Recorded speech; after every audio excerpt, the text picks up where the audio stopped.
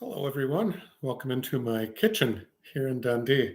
Blessed to have you with me tonight. A few things going on this week. First of all, we have our annual meeting, so please be there. We have to approve our budget so that we can continue to do ministry throughout the rest of the year.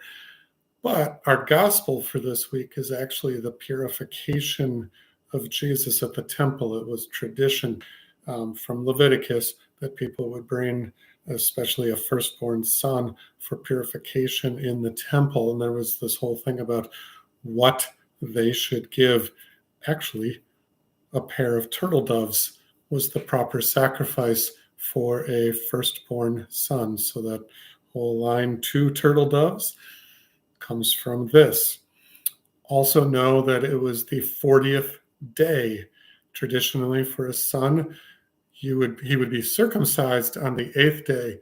He would be purified at the temple with sacrifices, the 2 turtle doves, on the 40th day. And of course, that number 40 is very important throughout the Bible. We see it as the number of days and nights of rain. We see it as, during Noah's Ark, we see it as the number of years in the desert, in the wilderness for the Israelites. We see it as the number of days that Jesus is tempted out in the wilderness.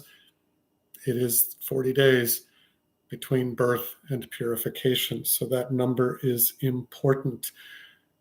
Interestingly, you've got these 2 individuals, the first one being Simeon, the old man who's been promised that he would see the Messiah, the one who was to release Israel from captivity, God's Messiah, before his death. And so when Mary and Joseph bring this 40-day-old baby into the temple, Simeon scoops him up right out of their arms and declares, "This is the day that God has promised me. I have seen the chosen one of God. He is to be the light to all the Gentiles, to all the nations." And he goes on, by the way, to predict all kinds of things about Jesus, as does the prophet Anna, who also gets involved. She was an 84-year-old widow living in the temple regularly, and also grabs the baby Jesus and declares all kinds of things about him.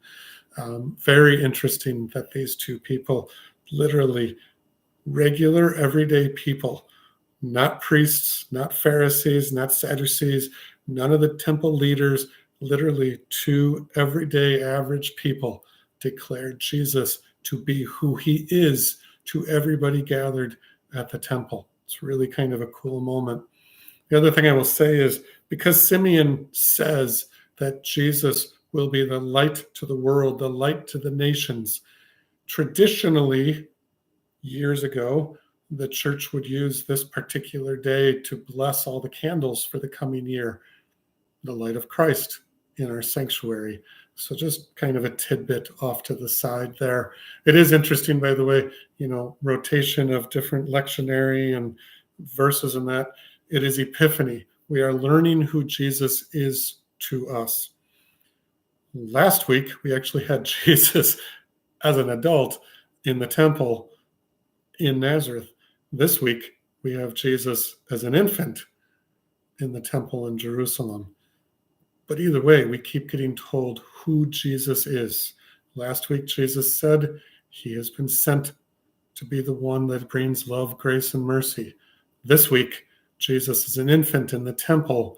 It is 2 people, Simeon and Anna, who declare him to be the Messiah, the light to the nations to come.